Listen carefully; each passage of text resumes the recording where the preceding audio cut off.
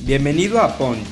En este episodio encontrarás una fascinante plática con una gran personalidad, quien por medio de su historia nos inspirará a volvernos imparables. Además, nos dará grandes consejos de vida y nos contará cómo ha podido levantarse de los knockouts que ha recibido.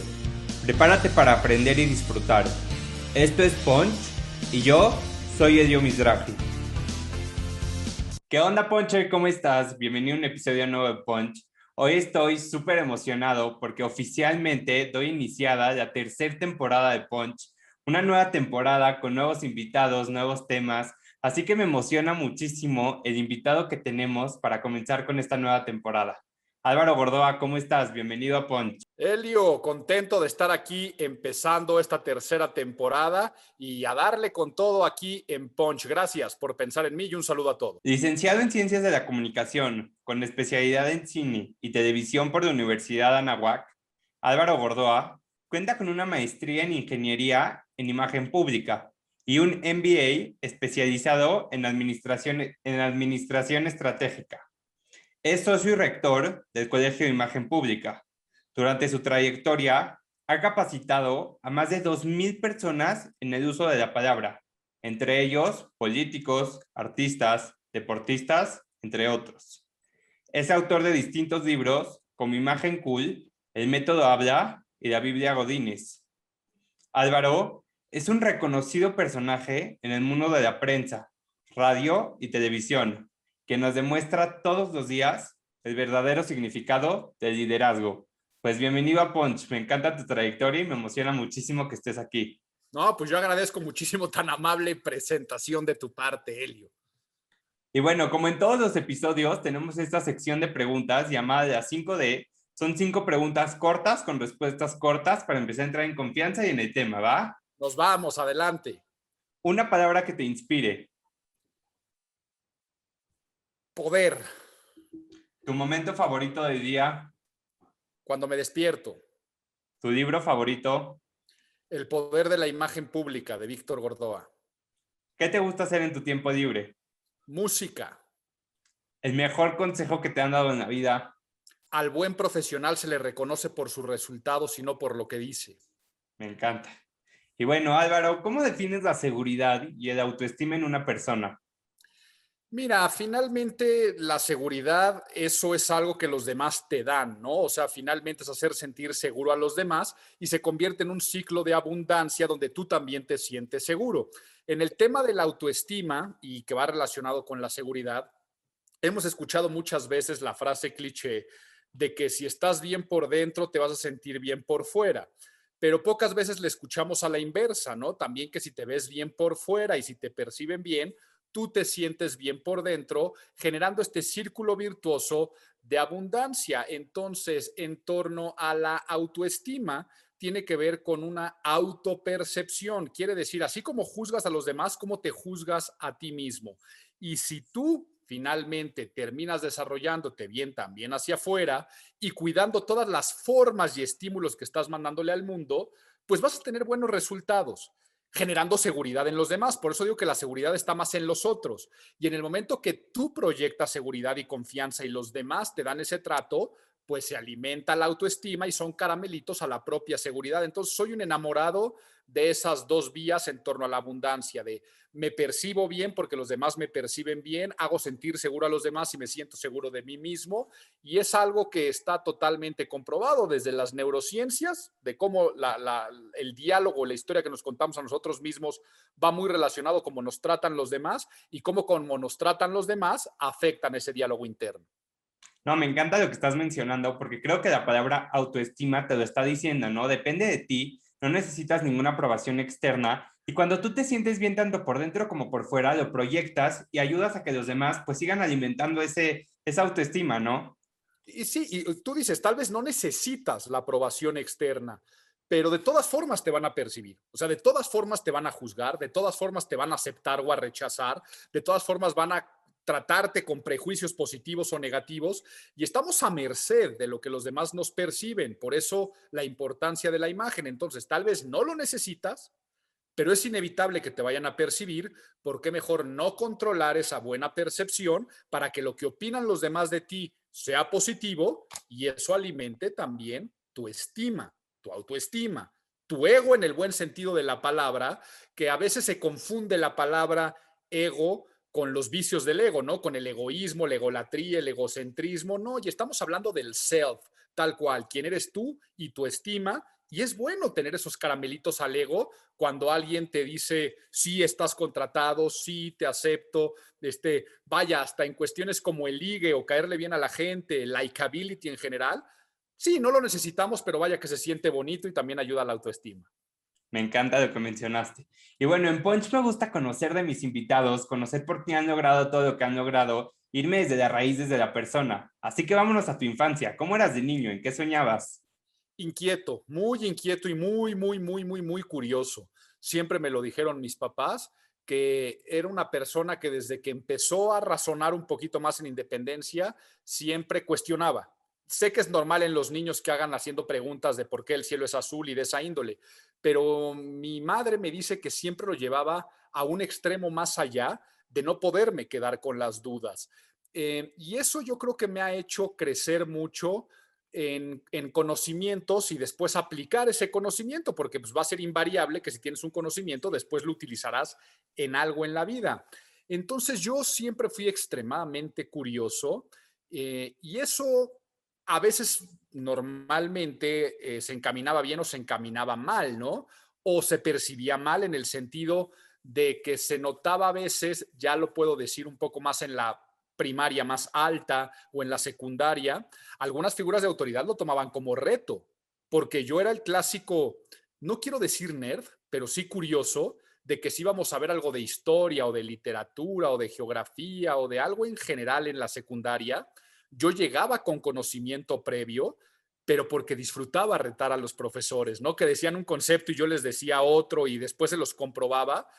Y eso, si bien en alguna pequeña ocasión me metió en algún problema por andar retando a la autoridad, puedo decir que he gozado muchísimo con esa actitud curiosa e inquisitiva que desde pequeño era así. Entonces también experimentaba mucho, me encantaba hacer experimentos, me encantaba pensar diferente, no quedarme con un no por respuesta, me gustaba salirme con la mía, me gustaba convencer y persuadir desde a las directivas que eran de mi colegio hasta a mis hermanos. Entonces, siempre he estado como muy inquieto y eso creo que es positivo. Claro, y creo que cuando te gusta lo que estás haciendo y cuando te llaman la atención los diferentes temas, buscas la manera de aprenderlos, ¿no? Y yo creo que era por eso que llegabas pues a la escuela con las diferentes personas, con información, interesado de comerte al mundo, porque pues eran cosas que a ti te llamaban la atención. Y hasta la fecha lo sigo haciendo, ¿eh? O sea, hasta la fecha, ya por supuesto, no por retar ni por demostrar que se tiene algún conocimiento, pero el día de ayer mi hermano se reía, ¿no? Porque estábamos en un club de golf y empezó a sonar una alarma contra truenos. Y entonces preguntamos cómo funcionará, ¿no? ¿Detectará o no detectará?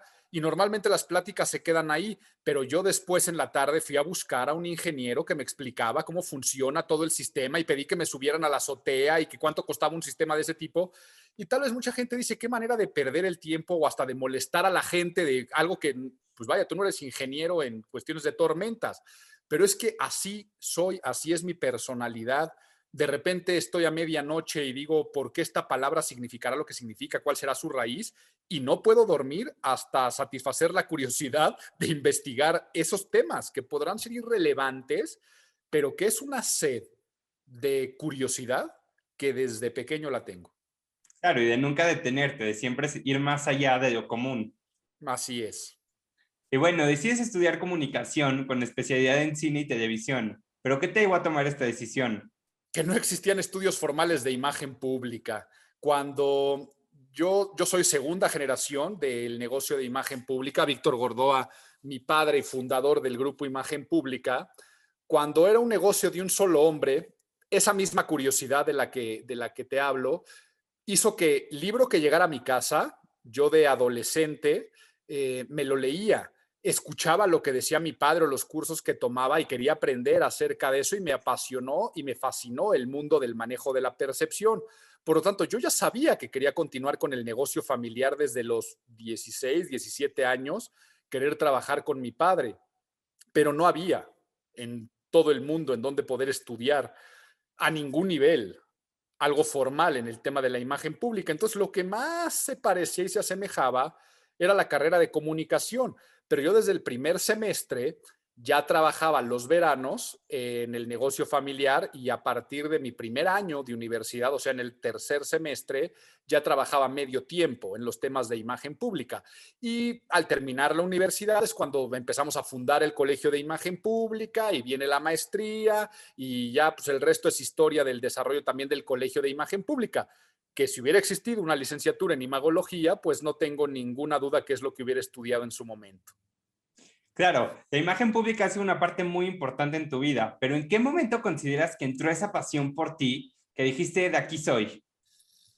Híjole, yo creo que en el momento en el que vi a mi padre manejar su primera campaña política, te estoy hablando de hacia el año finales del 98. Por esas épocas fue cuando realmente empecé a vivir de decir, esto ya me gustó, esto ya me apasionó mucho, aunque ya sabía que desde, te digo, desde tiempo antes ya traía el llamado, ya traía la curiosidad, pero cuando dije, sí me quiero dedicar a esto, a cómo puedes ayudar a las personas e instituciones a lograr sus objetivos, a cómo es mejor poder estar detrás de las personas que tienen el poder político, empresarial, artístico, y cómo estas personas te ven con una cuestión de que los vas a ayudar. Ahí fue la primera vez que toqué ese beneficio de decir, ah, caray, pues este trabajo es importante, es apasionante, y yo creo que sería ese momento que sí me marcó definitorio a decir, de aquí soy. Al escucharte hablar se ve que eres una persona de retos y es por eso que haces una maestría en ingeniería en imagen pública. No te quedas ahí con tu licenciatura, pero para los que nos están escuchando y no están muy familiarizados con el tema, platícanos un poco acerca de las bases de la imagen pública. Qué bueno que me lo preguntas porque hay mucha confusión al respecto. La gente piensa que la imagen son cuestiones de estética o apariencia personal, de vestuario, de moda, y no, tiene que ver más con las neurociencias y con la psicología social en general, porque imagen es percepción. Quiere decir que yo no soy dueño de mi imagen. La imagen es lo que vive en la cabeza de los demás y que se convierte en su realidad y después los lleva a actuar. Por ejemplo, este año en México, que es año electoral, pues ¿por quién va a votar la gente? Pues por el candidato o candidata que más les gusta, dicho de forma muy coloquial. Pero esto de gustar, esto de que quieran comprar, votar, asistir, contratar, tiene que ver por lo que se quedó en tu mente grabado después de haber tenido una experiencia, por lo que percibes acerca de los partidos políticos, de los gobernantes actuales, de ese candidato o candidata, la imagen mental que se queda de una persona después de una entrevista de trabajo. Y todo esto aunado a toda nuestra mente emocional, quiere decir todo lo que pasa en nuestro cerebro a través de neurotransmisores que tenemos y que generan sustancias positivas como la serotonina, dopamina, oxitocina, endorfinas, o negativas en algún sentido, o no tan disfrutables como cortisol o como noradrenalina cuando tienes miedo, cuando tienes preocupaciones. Es jugar con todo lo que pasa en el cerebro de la gente para después crear imágenes mentales coherentes y que generen aceptación y no rechazo. Entonces, el trabajo de la imagen pública, como ya me atreví a decirlo tan coloquial, pues ayuda a que las personas e instituciones gusten, a que las quieran. A ver, los que me están escuchando en este momento, la ropa que traes puesta en este momento, ¿por qué decidiste comprarla? Bueno, Álvaro, porque la necesitaba, sí, pero ¿por qué esa prenda y no otra? Ah, pues porque me gustó, porque la quise, pero alguien hizo negocio en el proceso, alguien vendió esa prenda. ¿Por qué estás viendo la serie de Netflix que estás viendo? Pues porque me gustó. ¿Y por qué quieres ir al restaurante es fulanito a festejar tu cumpleaños? Pues porque me gusta y quiero ir y quiero recomendarlo. Y cuando no te gustan las cosas, las rechazas.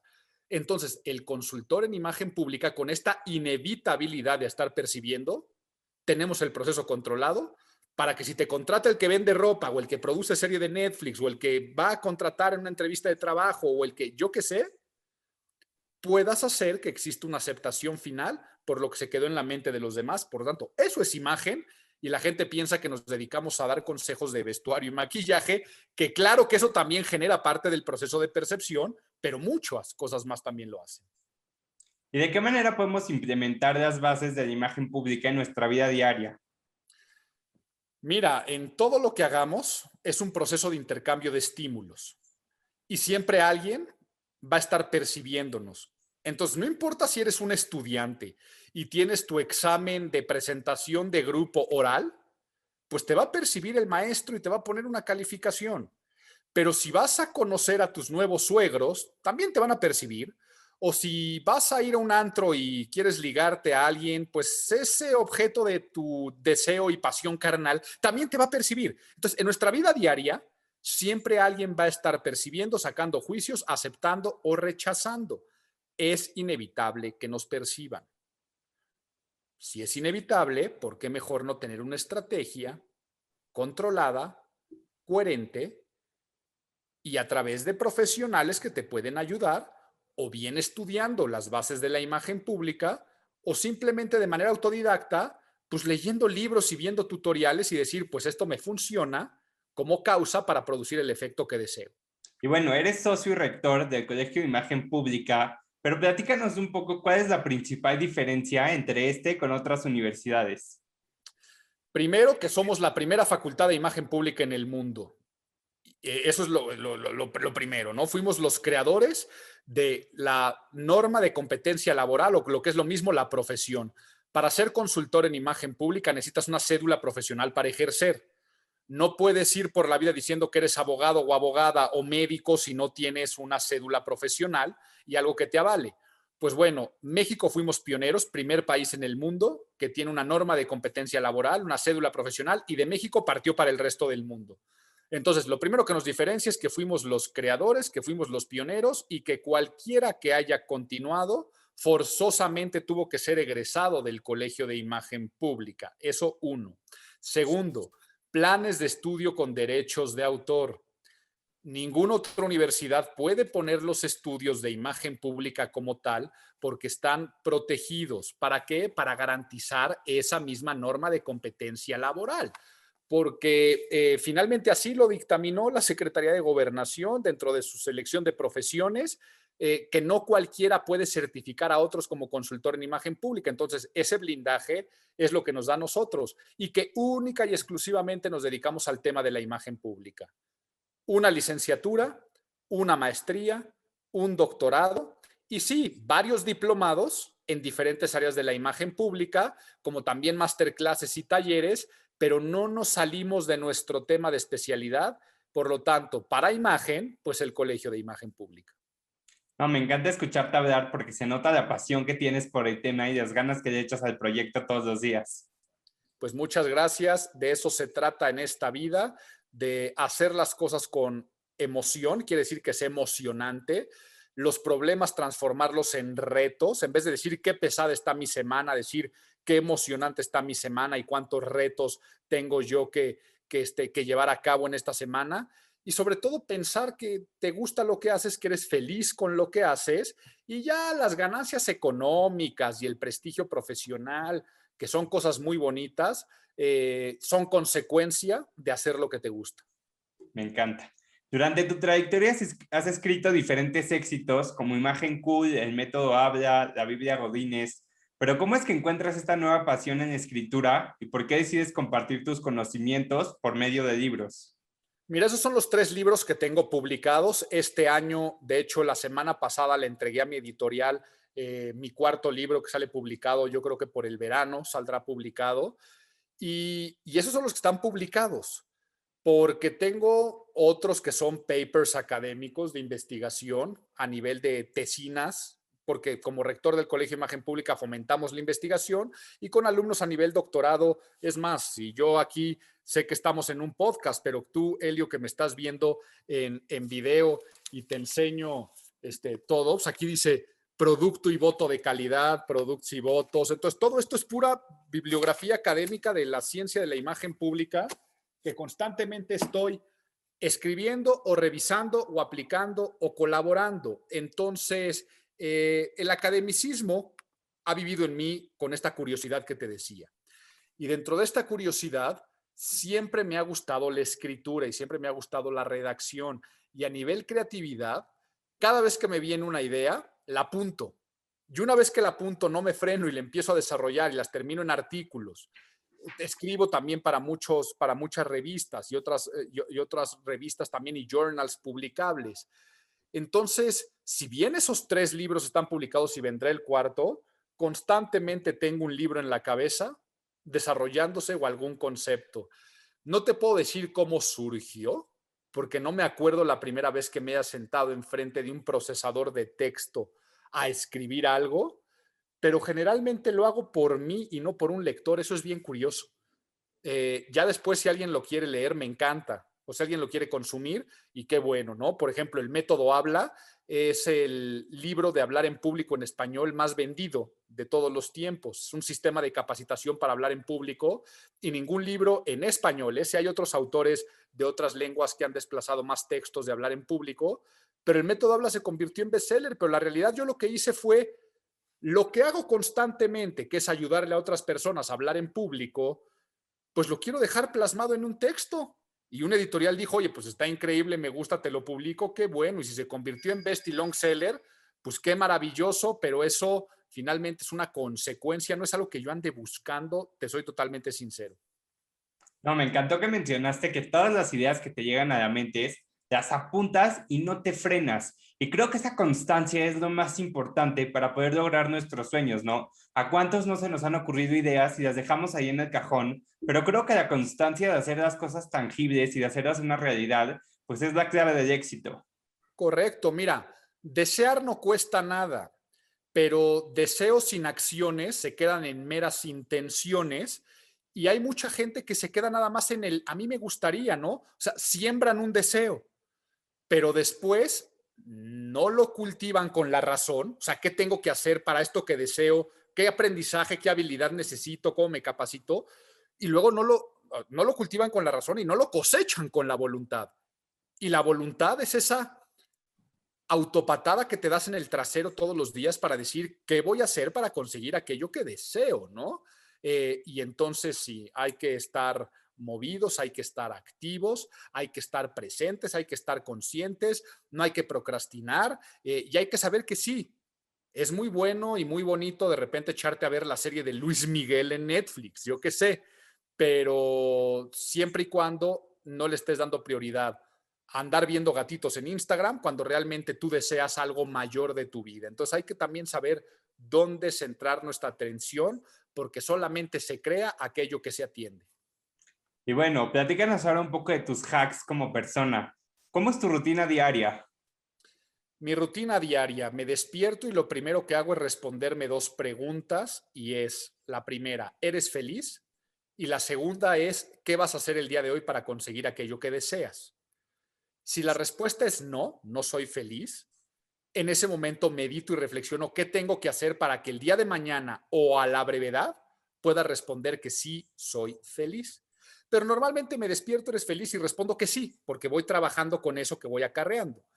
Y la segunda pregunta es, ¿qué voy a hacer el día de hoy para conseguir aquello que deseo? Si la respuesta es nada, en ese momento digo, pues bueno, entonces, ¿qué acción, por minúscula que sea, haré hoy sin importar que sea domingo para conseguir aquello que deseo? Por lo tanto, dentro de mi wish list de deseos, pues tengo muchas cosas. Tal vez a veces es deseo escribir este artículo o este libro, o deseo hasta cosas personales, deseo bajar de 85 en golf.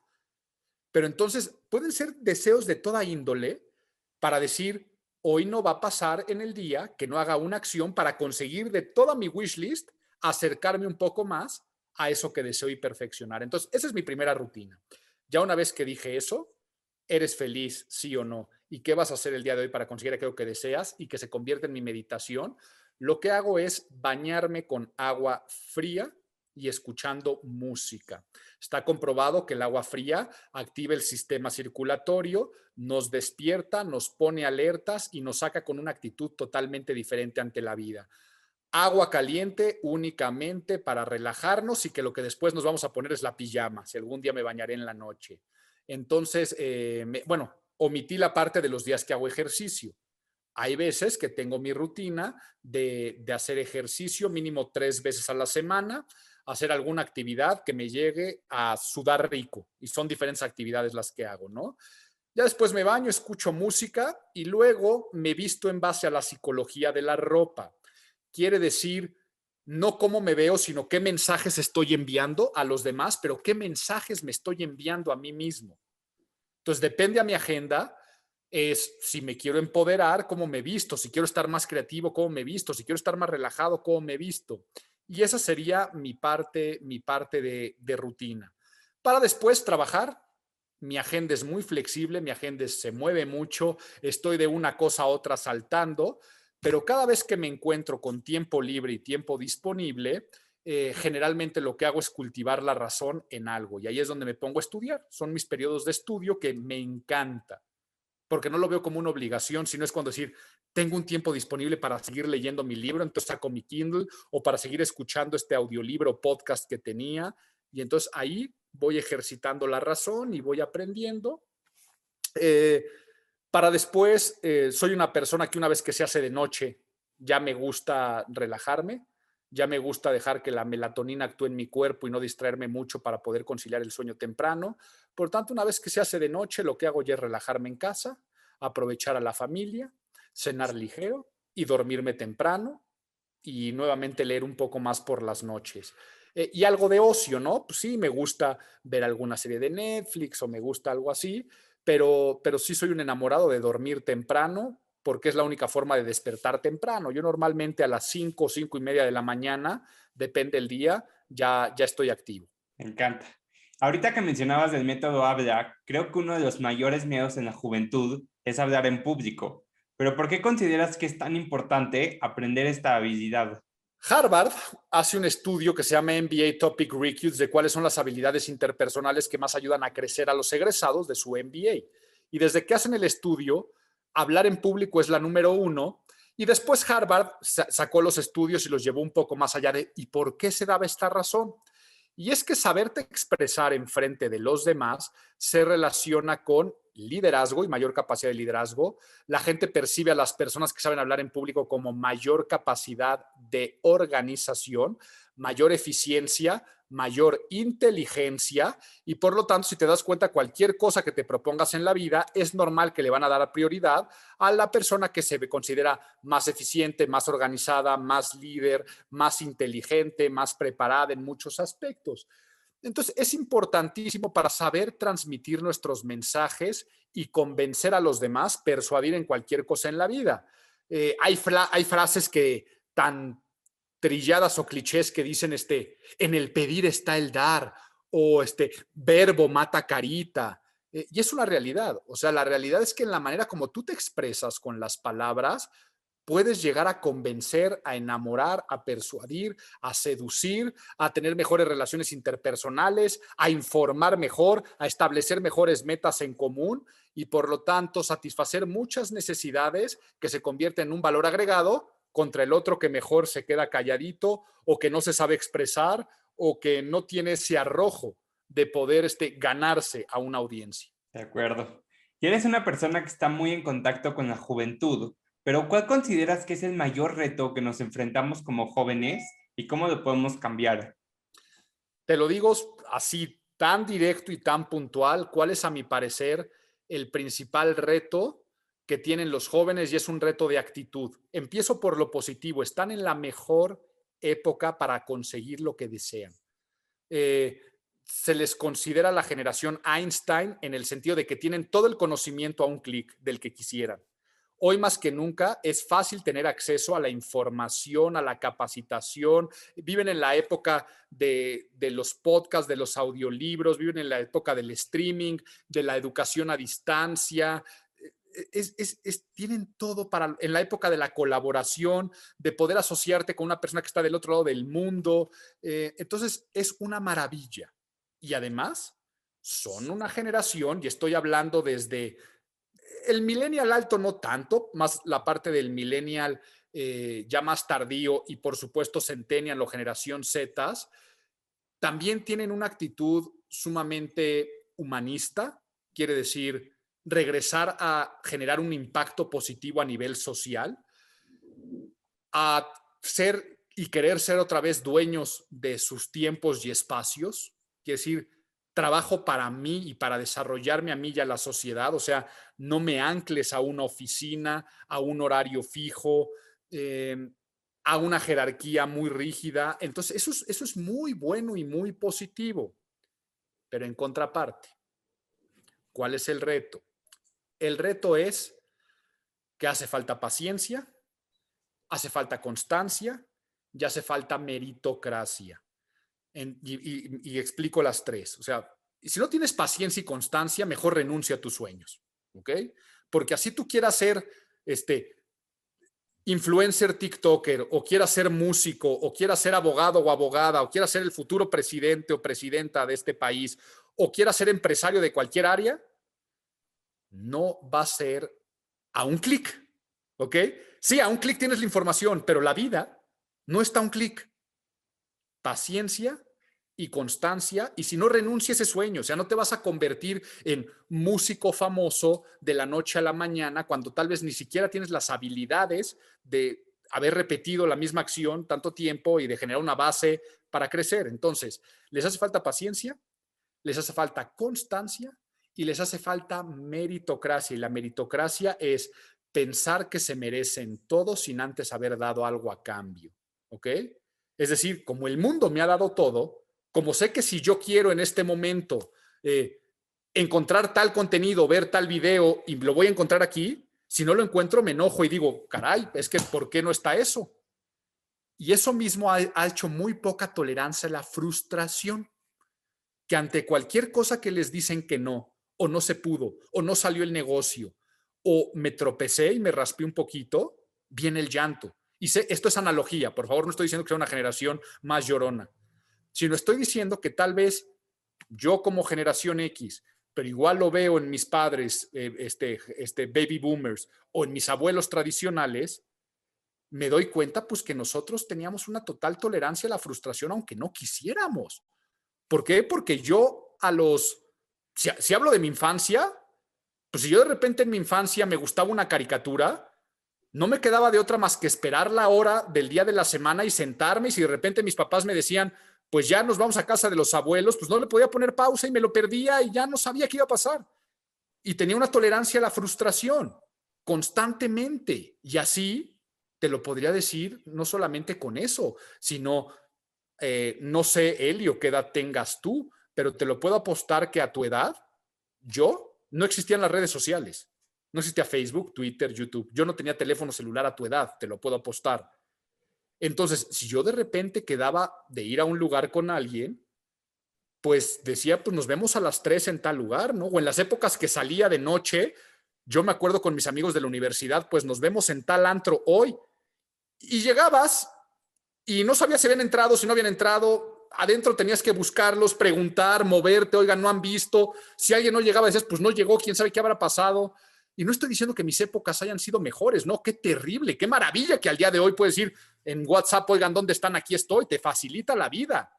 Pero creo que no te hace tener tanta tolerancia a la frustración, ni ser tan paciente, ni ser tan constante. Entonces, el gran reto para los jóvenes es trabajar en la paciencia, que las cosas llevan su tiempo, en la constancia, repetir la misma acción muchas veces hasta perfeccionar el hábito, y en la meritocracia, de decir, no te mereces todo en la vida, te mereces aquello que construyes. Sería un poco creo que acabo de tener un rant medio ruco, pero espero que a alguien le cree sentido lo que acabo de decir. No, me encantó lo que dijiste porque creo que efectivamente tenemos la ventaja de tener todo a un clic de distancia, pero hay que aprender a diferenciar, ¿no? Aprender a sacar de lo positivo a ciertas cosas, como es que tenemos a un clic de distancia para, pues, ganar nueva información, aprender cosas nuevas, crecer como persona, pero también aprender que para lograr lo que nos proponemos hace falta constancia, disciplina, voluntad, dedicación, y que esas cosas no están a un clic de distancia, ¿no? Entonces, aprender a agarrar lo mejor de estos dos mundos para al final poder lograr y poderte prosperar como persona. Correcto. Es decir, hoy está un clic poder hacer un podcast. O sea, es tan fácil como ponerte a grabar y después subirlo a cualquier plataforma. pero no eso ya te convierte ni en podcaster, ni eso te convierte en una persona que vaya a tener una trascendencia con él mismo. ¿Qué lo va a hacer? La constancia y la paciencia como tú. Decir, estamos empezando la tercera temporada, porque muchos a la primera dirían, ay, bueno, ya lo intenté y ya lo dejé. Pero si tú te das cuenta que a la primera, y el chiste es también en pensar que eres exitoso, aunque sea el primer capítulo del podcast. O sea, te pongo yo como ejemplo cómo empecé en YouTube. Yo ahorita que soy Silverborn en YouTube y una serie de cosas que luego me dicen y que mis videos se ven y quién sé cuántas cosas, yo cuando de repente existe YouTube, digo, no sé ni cómo se va a consumir, no sé de qué se va a tratar, pero esto está democratizando la voz, me está dejando dar mensajes directos. Abrí un canal de YouTube y empecé, hola, ¿qué tal? Te saluda Álvaro Gordoa de Imagen Pública y hoy te vengo a hablar de esto. Y lo vieron 3 personas. Y yo decía, wow, qué padre está esto, qué divertido está esto. Y no lo hacía por el follower, lo hacía por mi contenido. Pero dije, todas las semanas voy a subir un video. Y llevo 15 años sin fallar, una sola semana subiendo un video. ¿Cuántos followers tengo al día de hoy? No sé y no me importa. Pero me ha traído cosas positivas, muchas. Paciencia, constancia. Y si me cae algo positivo por mi canal de YouTube, una conferencia, una compra, alguna marca que quiera que le haga algún tipo de mención, digo, pues vaya, me lo merezco. Meritocracia. Finalmente, no es de, oye, pues ya te abrí mi canal de YouTube, cáiganme patrocinios. Pues a ver, la vida no se trata de eso, se trata de recibir aquello a cambio, o recibes a cambio en medida de lo que tú das. Entonces me puse yo como ejemplo, porque eso se lo digo a cualquier joven. Cualquier cosa que quieran emprender en la vida, háganlo por ustedes, siéntanse exitosos desde el día uno, pero que tengan constancia, tengan paciencia, que eso es lo único que va a hacer que después se cree todo aquello que desearon al iniciar ese proyecto. Me encanta. Y ya para empezar a cerrar, creo que la pandemia nos ha enseñado a reinventarnos. Creo que también tu personalidad habla por sí sola de no quedarse estancados, de siempre buscar nuevos retos. Pero ¿qué viene para Álvaro? ¿Cuáles son tus próximos retos a emprender?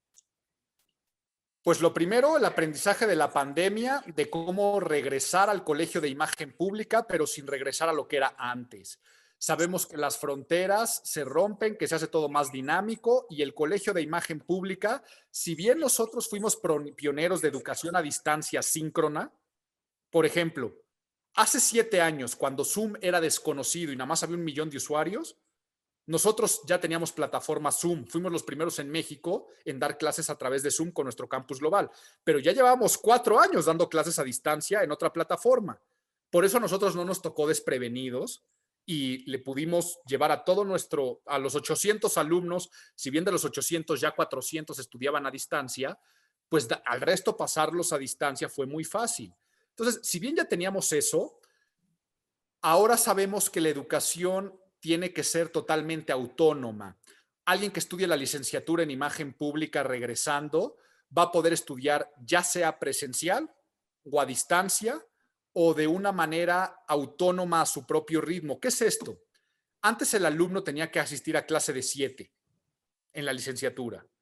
Al día de hoy el alumno decide si asiste a clase de 7, si la clase de 7 la va a tomar desde su casa y desde su cama o donde quiera, porque les delegaremos responsabilidad en vivo, o decidirá si va a escuchar después la grabación y perderse la oportunidad de tener interacción en vivo con el maestro con preguntas y respuestas, siempre y cuando suba sus resultados. Por lo tanto, el reto es cómo evaluar, cómo supervisar, cómo garantizar que un alumno está motivado y está aprendiendo realmente. Entonces, esos retos vienen para el Colegio de Imagen Pública, mucho cambio en la manera de educar. Por lo tanto, estoy capacitando a todos mis docentes en nuevas habilidades magisteriales, o sea, nuevas herramientas de cómo dar clase. Adiós al ego del profesor, inclusive adiós al ego de pasar lista. Ya la realidad es que un alumno, si no quiere asistir al salón de clases, él se estará perdiendo la oportunidad de el tiempo y el dinero que está invirtiendo si lo quiere echar a la basura. Si al final no pasa la materia, tendrá que cursarlo otra vez. Pero si la pasa es porque demuestra que tiene el conocimiento, aunque no haya asistido a la clase. Entonces, eso para mí ahorita es un gran reto emocionante de decir que sigue. Siguiente punto. Sigue para mí en lo personal toda la vinculación de la imagen pública con la psicología. y con la salud mental. La pandemia le trajo a muchos de mis clientes la necesidad de decir, Álvaro, es que ya no es necesario ser bien percibido, sino ayúdame también con la autopercepción. Y desde el burnout de trabajar en casa hasta trabajar con ansiedades y depresiones y el estrés. Por lo tanto, yo en lo personal ando estudiando. Mencionaste que tengo una maestría, la realidad es que yo tengo 3 maestrías, tengo un doctorado, tengo más cosas. Ahorita estoy estudiando una nueva certificación de terapia cognitivo-conductual, o sea, voy a ser terapeuta y voy a llevar el área de la imagen pública también estos servicios. Es otro reto que tengo para este año y pues seguir activo, haciendo ruido en medios, en mis propias redes, con mi podcast, con mi canal de YouTube, siguiendo escribiendo mucho para mí, si alguien lo quiere leer, qué maravilla. Entonces, esos son los retos y las proyecciones y, por supuesto, la manera en la cual yo ya decidí no regresar a trabajar ni al ritmo que trabajaba antes, pero eso no quiere decir a los resultados van a ser los mismos. Entonces, es el reto de decir, pues si a mí me apasiona estar en la playa o me apasiona jugar golf, la realidad es que yo antes de marzo del 2020 era como, híjole, me pude tomar 5 días para irme a la playa y desconectarme y tirarme al sol y lo disfrutaba. O si de repente puedo jugar golf una vez al mes. Qué maravilla, ¿no? Porque este fin de semana hubo tiempo y pude salir a jugar golf. No, no, yo ya me doy cuenta. O sea, yo me he estado yendo periodos de 2 meses a la playa y soy igualmente de productivo, como salgo 3 veces a la semana o 4 a jugar golf y me doy cuenta que no pasa nada en mi productividad. Por lo tanto, también es el otro reto de cómo llevar estos balances, de que nunca se vaya a convertir en ocio, sino al contrario, que me haga más feliz y más productivo trabajar desde la playa y no más ocioso. Pues bueno, Álvaro, muchísimas gracias por estar aquí. Para cerrar el episodio, quiero cerrar con esta frase que desde que la leí me encantó y creo que describe un poco la forma en la que inspiras a los demás. Y dice, si tus acciones inspiran a los demás a soñar más, a aprender más y a convertirse en algo más, entonces eres un líder que está haciendo algo más. Me encanta, Elio, y qué mejor forma de cerrar esta reflexión, porque en mejores palabras no se puede decir, y así es, ¿no? Convertámonos en líderes que inspiren, pero también inspirémonos a ser la mejor versión de nosotros mismos. Pues muchísimas gracias, Álvaro. Gracias a todos por escucharnos en esta nueva temporada. Estén pendientes que vienen muchísimas sorpresas. Y nos vemos la próxima semana con un episodio nuevo. Hasta luego, que estén muy bien todos. Saludos.